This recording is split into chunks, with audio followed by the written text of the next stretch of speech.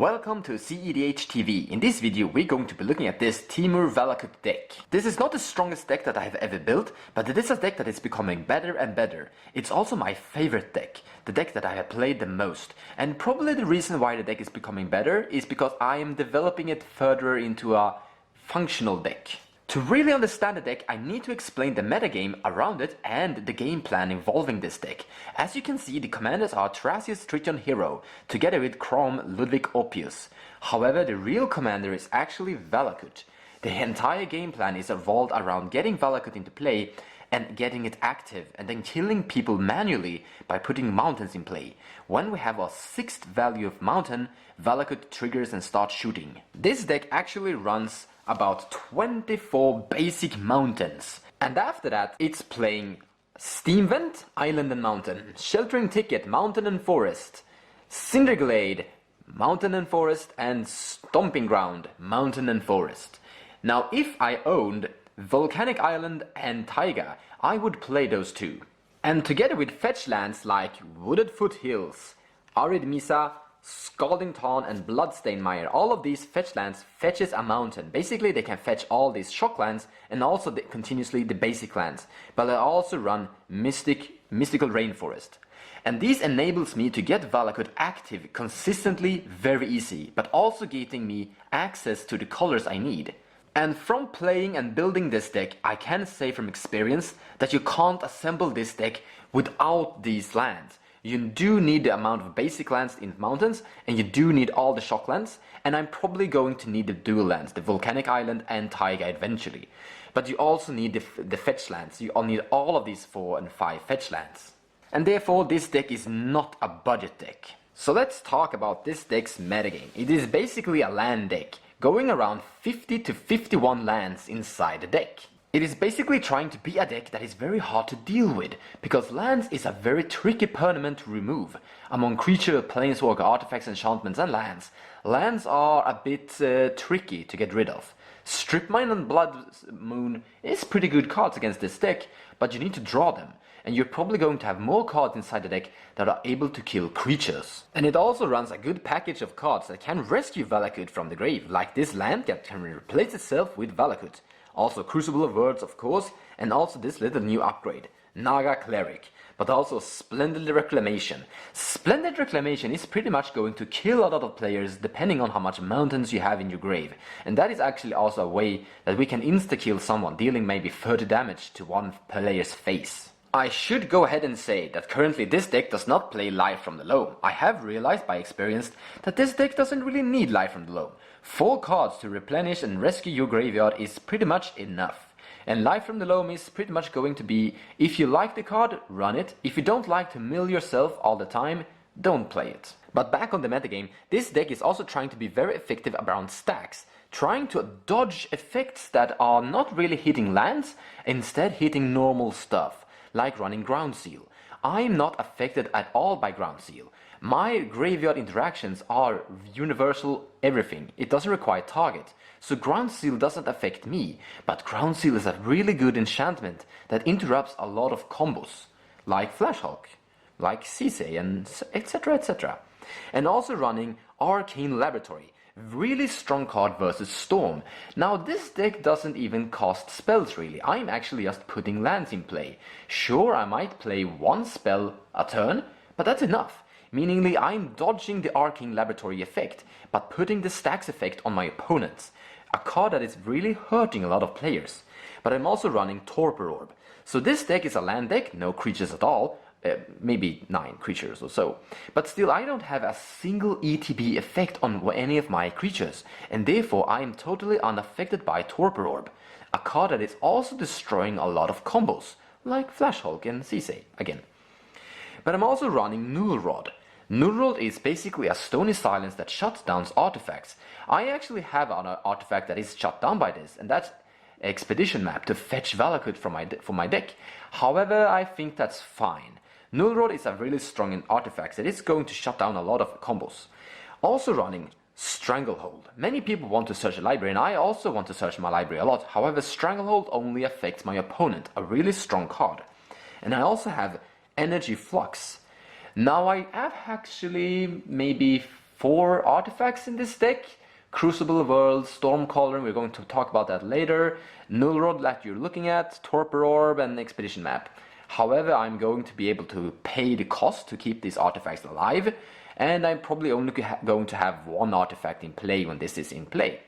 So overall, I'm not really affected by this. This is pretty much a bigger version than Kataki. Moving forward, we have a very interesting Stax effect that is actually affecting me in a positive way. So this is a card that I want to have inside the deck because this card is giving me more fuel. Whenever a player plays a spell, that player returns a land he or she controls to his owner's hand. Mana Breach. This is basically giving me more fuel because whenever I cast a spell, I return a mountain to my hand, which is going to turn into a lightning bolt with my Valakut. The same with Storm Cauldron. Storm Cauldron basically shuts down the entire game. This is one of the artifacts that I talked about earlier. During each player's turn, that player may put an additional land into play. That is good. Whenever a land is tapped for mana, return that land to its owner's hand. This basically kills a lot of decks and basically makes my deck being more happy. These 2 cards are like Stax effects that help my deck out. I actually think that is very interesting. And that's a tiny bit on how this deck operates. I'm trying to be an efficient land deck that is trying to dodge a lot of effects and running stacks. But as you can see, Valakut is my main win condition. And it's not a commander, it's inside my deck. And therefore I need to fetch it somehow. And we are running a lot of fetch cards that are going to search my library and put Valakut in action. Like Crop Rotation. Like Tempting with Discovery, actually a group hug card, but eventually people are going to realize that they are not really desirable to search the library for 1 land because you're going to get an extra land. And you don't want to feed the Valakut deck more lands. Also running Expedition Map, a card we talked about earlier, Tolarian West. Together with Crucible of Worlds, this is actually quite good, discarding Tolarian West to search for Valakut and then playing it later. Also running Sylvan Scrying, Realms Uncharted. This is basically a very interesting card because it can fetch a lot of lands. However, you should only cast it when you have some way of resurrecting lands from your graveyard, because your opponent is always going to put Valakut inside your graveyard, and that is a bit risky. Then we're running Reap and Sow. We're also running Scapeshift. By the way, Scapeshift and Splendid Reclamation do make a very interesting combo. It's usually game after casting Scapeshift and then resolving a Splendid Reclamation after that. But we're also running a very interesting and new upgrade for this list, Hour of Promise. It basically searches for 2 lands, and that's cool. Now, as you can see, I have a lot of cards that are going to fetch me Valakut and put it into action. Together with a lot of fetch lands and shock lands that you did see earlier, it's quite easy for this deck to get Valakut active. Now, together with all of these cards that are fetching lands, I do have a toolbox potential, because I can fetch other lands that are quite interesting once I have Valakut already. Like Strip Mine, because there's always going to be eventually a land deck like this one that you need to disrupt. But also every deck should actually play Strip Mine, because there's always that specific land to destroy. Also, we do run Crucible of Word and Naga Cleric, the Ranapo Excavator. So Strip Mine is a pretty interesting card, I would say. We can also fetch Glacial Chasm, a card that is able to prevent damage dealt to me and make me quite immortal. Together with, again, Crucible of Word and Ranapa Excavator, we are going to be a little bit immortal because we're not going to pay the cumulative upkeep cost with paying into life. Instead, together with additional land drop, we are going to loop this from graveyard back and forth all the time. This is a card that is quite a meta card. It is not always run. Sometimes I don't play this, depending on what I'm playing. If I like to go for a Pillar Fort strategy, this is a really good card. Also, Putrefied Field, a card we looked about earlier. This is a card that can be fetched once my opponent eventually able to destroy Valakut.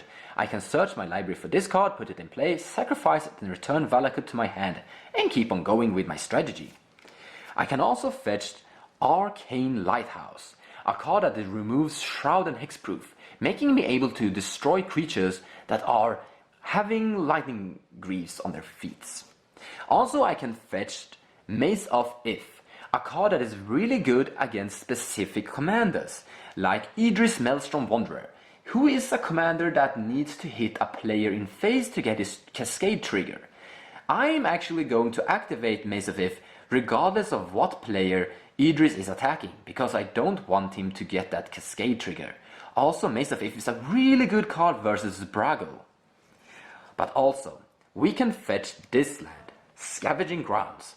Before this card was printed, this deck had a lot of problems dealing with graveyards, because I'm not allowed to play Bojuka Bog because this deck has no color identity with black. I was almost actually planning on making this deck black just because I was going to be able to play Bojuka Bog. However, Scavenging Grounds provide a really good alternative, so this has really been a huge upgrade for this deck. But also, one big card is that we can fetch Tabernacle at the Pentacle Vale.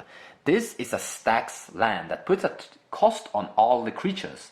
This is a Stax that is not affecting me once again, because I'm not running that many creatures. And if I am, I'm actually able to pay for them. Because I'm usually just running maybe 2 to 3, maybe 1 creature in play. So I'm going to be able to afford this. However, against opponents like are playing Anima, Yisan and other creature-based decks, this is going to slow them down a bit. However, I might actually say that this is actually a proxy, it is not a real card. I'm actually trying to figure out if this card is worth buying. It's quite expensive currently, so we'll see. But also, there's 2 more cards that we are really going to like, and I will say that you can't build this deck without them. And that is Vesuva and Thespian Stage. These 2 lands can copy and become additional Valakut, because as you can see, Valakut is not a legendary, and therefore we can have 3 Valakuts in play. And that means every mountain you drop will deal 9 damage, and that is really important. When we have our 3 Valakuts in play, we are really starting to kill people. Alright, so far this Temur Volcano deck pretty much looks like a Stax toolbox deck, right? But there's more to it than that. We are actually going to play a lot of control cards. Cards like Nature's Claim, 1 green to destroy an artifact or enchantment. And also Stinging Shot. This card actually has 1 job only, and that is to kill Aven Mind Sensor. Or other cards that are flying, that are pesky. Aven Mind Sensor pretty much kills this deck, because if Aven Mind Sensor hit play before my Valakut is active, I'm pretty much looking quite pathetic. But I think Stinging Shot is great, but because once we don't care about it, we can just cycle it to draw a new card. It's the same with Relic of Progenitus. It is also a card that recycles itself to draw a new card. Also a card that is disrupting our graveyards. Quite good. The same with Remand. Conjure spell, draw a card. Arcane Denial. Chaos Warp is a really important card because it's a red interaction, red spot removal. And that is really important because we do need to be able to kill Blood Moon. Like you saw, there's a lot of mountains in this deck. And that means Blood Moon is a problem even though we're running a lot of basics, because we're still only on red mana source. We're going to be actually talking about that a lot later. However, Chaos Warp is one of the greatest removal in the entire game because it can remove anything. I should add in that I think all this does is quite legit to play just because of Blood Moon. And also soon upcoming, Blood Sun. Beast Within. Instant speed, so we can tap a land that is like Stomping Ground in response to Blood Moon on the stack, and then using the mana once Blood Moon has been resolved and destroy it. And Return to Earth is basically the same thing. It destroys everything we need to destroy. It basically destroys Aven Mind Sensor and Blood Moon. Smash is also a really good card. It cantrips with itself, destroys an artifact. There's a lot of artifacts that we need to kill. Scavenging Ooze is a really good card. There's a lot of combos that involves going with graveyards, and we need to disrupt those things. We're also having Rending Veins. Like, again, we need to be able to destroy artifacts and enchantments. And this is also a card that will cantrip with itself. But also, because the metagame is so fast, we're running Submerge. Because this is a card that is quite easy to get active, because there's usually a green opponent who has a forest in play. If there isn't, this card is probably not that great, probably quite terrible even. But when there is, This is a great card. It basically disrupts a lot of combos because it also doesn't kill your creatures. It puts them on top of the opponent's library, and that is actually quite good. So what this actually is a Temur, land, volcano, control, stacks and toolbox deck. Quite a lot of things actually. And like what we talked about earlier, it's quite versatile and quite resilient because it's dodging a lot of metagame cards and it's trying to go for lands, a card type that is quite hard to and quite tricky to destroy. But there's more things we need to go over and talk about. Now you've probably already guessed it, and yes, this deck is running a lot of acceleration, like Sakura Tribe Scout, tap and put a land in play. Great! Good for putting more mountains in play. The same with Scout Shard Ranger and Walking Atlas, costing 2 mana. The same with Baduka Gardener. Just ignore this effect down here. This is not interesting. And even running Firebrand Ranger, a weird creature that you've probably never seen, and I haven't either. Until I saw it and started playing it, and sure, I do think it's fine. Also running Explore, but then hitting a little bit on the upgrade. Mana Bound, discard your entire hand and put all land cards from your hand into play. Great. I should make a stop and say that Storm Cauldron, the card we looked about earlier, together with Mana Bound, is the deck's biggest sweet dream. It basically is tap all your mountains, return them to your hand, and then your end step, kill one player. That's pretty much it. If you're lifting maybe 10 mountains, putting 10 mountains back into play, that's 30 damage a turn. But obviously we're also running Burgeoning, a great card also together with Storm Cauldron. And yes, we're also running Exploration. 1 green mana enchantment, put an extra land drop into play. For some reason I can't find it. It's somewhere. I hope no one stole it. This deck also played once Azusa. However, I think Azusa is a little bit too expensive. She comes into play at 3 mana, which is a bit too late. I actually want to accelerate turn 1. So therefore, I'm looking for more alternatives like Sakura Tribe Scout. I want more versions of Sakura Tribe Scout. If that would exist, this deck would definitely become stronger. I also like to point out that Sakura Tribe Scout can put mountains in play at instant speed, and that is really important. Azusa can't do that, and therefore Azusa goes out of the deck and Sakura Tribe Scout stays. And why is it important to put lands into play at instant speed?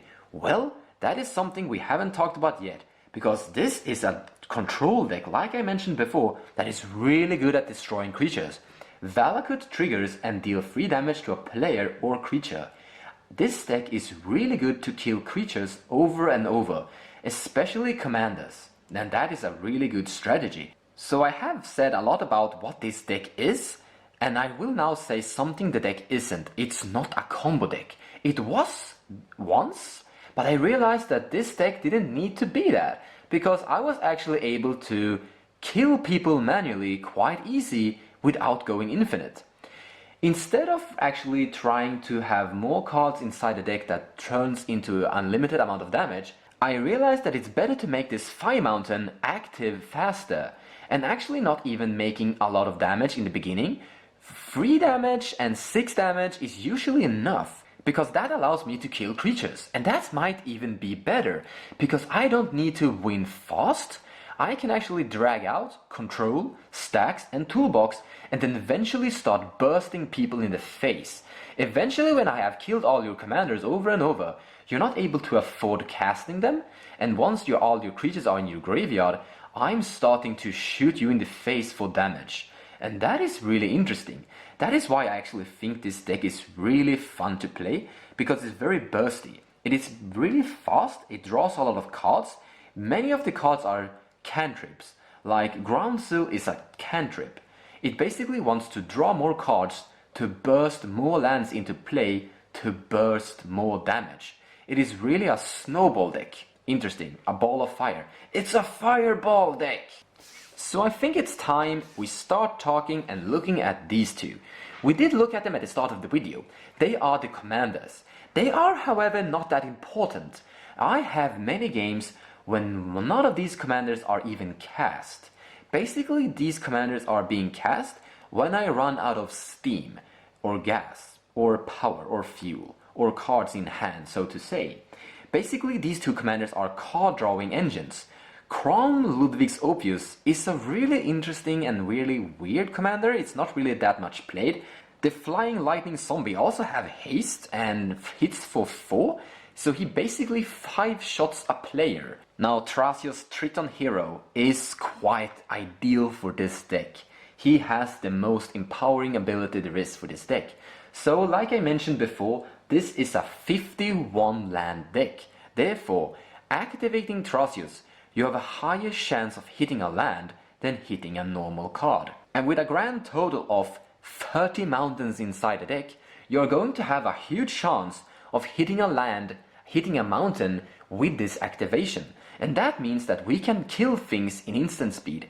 If we activate Thrasios, hitting a mountain, we will trigger Valakut and shoot 3 damage to a creature. That means that we can kill Laboratory Maniac in instant speed, and that is really important. I think that Thrasios is the ideal for this commander, and he was a huge upgrade for this deck. Before Partner even existed, the commander I actually played for this deck was Child of Alara. It was a 5-colored commander that once in the game could die and destroy all non-land permanents. That is quite good for a land-oriented deck.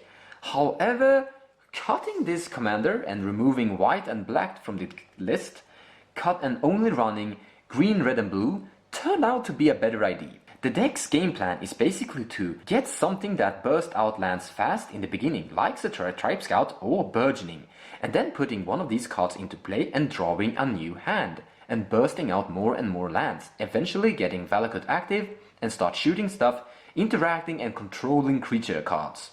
And eventually they are also starting to shoot the face. And together with some stacks and control cards that interrupt other things than creatures, this deck is controlling and shutting down the opponents overall. Now we are reaching the end of this video, but I have a few cards left to show you guys some cards that are really important to look at, and that is Training Grounds. It reduces the cost of Thrasios, making it 2 mana to scry and put a card into play. We also have Sylvan Library, also a card really good with Thrasios. It basically allows us to manipulate the top of the deck. We can put a land on top of the deck and activate Thrasios and put that land instantly in play. Or we can put a card that we don't want, scry it away and then hit a land beneath it. Quite good. We are not running Top of Divinity because we do run Null Rod, and that will pretty much destroy the top. Also we are running Mystical Remor, always so good. This one has seen better days. We're also running Gush because this is a deck that really likes putting lands into play, and we can put 2 islands in play. Also, Steam Vents is a mountain, and Gush basically means that we are going to again activate the Valakut trigger with Steam Vents. Also running this Blue Bird Person, a card that can cycle itself to counter a target activated or triggered ability, and draw a card, that's good. Then playing this Lizard Red, he can destroy artifacts and deal damage equal to the cost. Also a good card, good red control card. Then we're playing Cephalid Consilium, a land that will be quite easy to activate. It requires Threshold, which means 7 cards in your graveyard, which is going to be quite easy. And this is going to fill our graveyard with more lands, basically more basic mountains. And that is going to make our Splendid Reclamation fire even harder. And also running Meloku, the Clouded Mirror. This is a creature that can rescue Valakut if someone is trying to destroy it with something like Chaos Warp or Strip Mine. But he can also lift mountains to our hand, which make us able to put more mountains in play, making it easier to continue shooting with Valakut over and over. Quite important. This is also the only Moonfolk I actually play, because he only requires 1 blue mana. I think the other Moonfolk is a little bit too expensive. Meloku might even be a little bit expensive himself. However, this deck is quite low on the CMC cost, so I think we can afford him. Then also running this card. A card that is really strong when you draw it. 1 mana, sacrifice a land. Any player might actually activate its ability.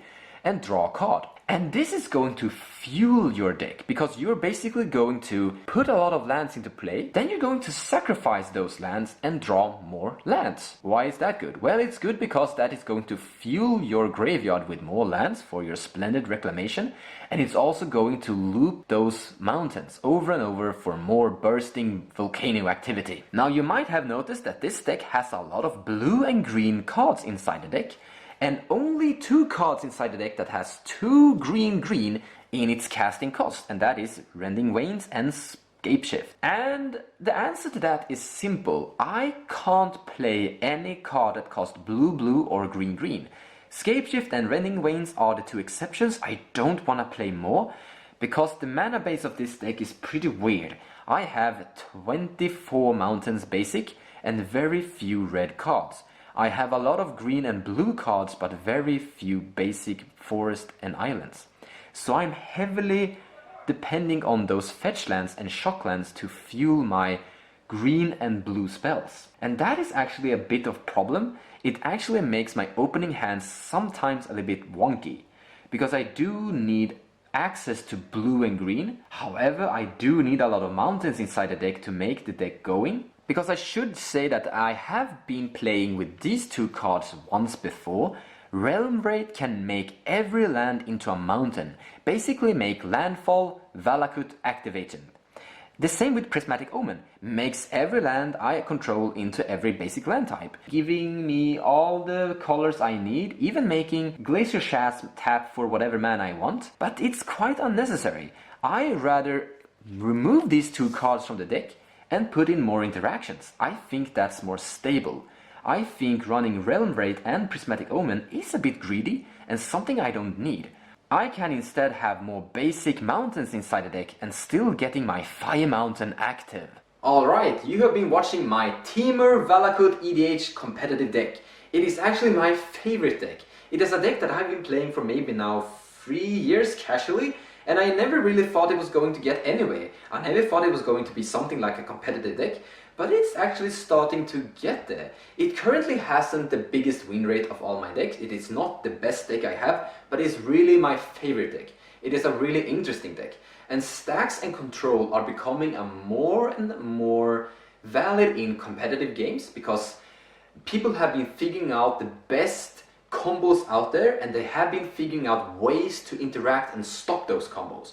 And that is where Stax and Control are being developed. And I think there's a lot of cards that are going to upgrade this list, because there's a lot of cards from Rivals of Ixalan that I think is going to be quite interesting for this deck. There's a new creature that costs 4 that is doing the same thing as Splendid Reclamation, probably going to see play in my list. And I also like to say that this deck has get a lot of upgrades. There's a lot of cards from Amonkhet. There's the Partner Commander that really made a huge thing. Scavenging Grounds was really important for this deck. Hour of Promise was also really important for this deck. So there's a lot of upgrades that has been done for this deck, and I'm probably going to see more and more things that will improve this list too. And in the description below, right down here, there's a link to my tapped out page, where you can see the complete list of how it's built currently. And whenever there's a new card that is being printed that I'm thinking should be inside the list, I will take out a card and put in a new card. So if you're watching this video 5 years in the future from where this video was published, you will still see the complete new update of how the deck is being played currently in the description below, if at my tapped out page. And this is it for my video. This is it for today. I hope you learned something and hope you liked this video. And take care and have a great day. Bye.